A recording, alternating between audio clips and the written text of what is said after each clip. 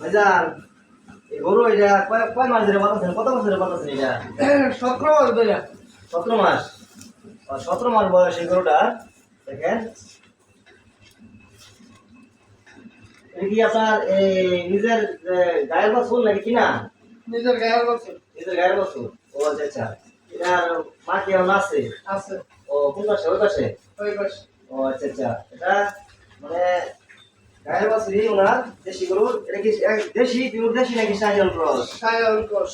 ও দেশি গরুর ভিতরে কি দিছিলেন? শাহিওয়াল বীজ দিছিলেন, এই জন্য ক্রস হয়েছে আর কি। মাশাআল্লাহ গরুটা বেশ বড়। হচ্ছে যে আগামী কুরবানি ঈদ পর্যন্ত গরুটা 2 লাখ টাকা বিক্রি হবে এরকম আশা করি, ঠিক আছে না?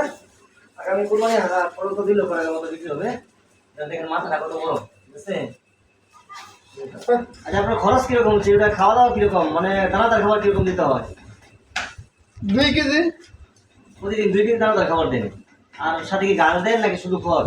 শুধু খাও। শুধু খড়। ও আচ্ছা আচ্ছা, যদি ঘাস দিতেন তাহলে দানাদার খাবারটা একটু কম লাগতো, কিন্তু আপনারা তো ঘাস দেন না, শুধু দানাদার খাবার দেন, দেন শুধু খড় দেন আর দানাদার খাবার দেন। মাশাআল্লাহ তারপরে গরুটা অনেক সুন্দর। দেখেন গরুটার সাইজটা কিরকম, বেশ ভালো, ঠিক আছে?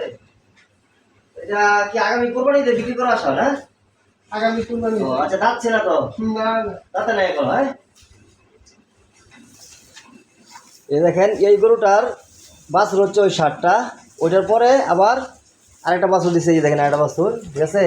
আপনার গলিতে যদি আপনার ফার্মে যদি এরকম দেশি 5টা গরু থাকে, যারা ছোটো খামারি, এরকম দেশি 5টা গরু যদি আপনি লালন পালন করেন তাহলে না আমার মনে হয়। এই দেখেন এই গাভিটার ছোট্ট একটা গাভি, দেখেন একবারে এই ছোট্ট গাভিটার বাছুরটা হচ্ছে কালো কালো। এই যে এই বড় ষাটটা, এই দেখেন এই রোদ্রের জন্য দিকটা আলোর জন্য দেখা যাচ্ছে না, এই দেখেন এই বড় ষাটটা হচ্ছে ওই ছোটো গাভিটার।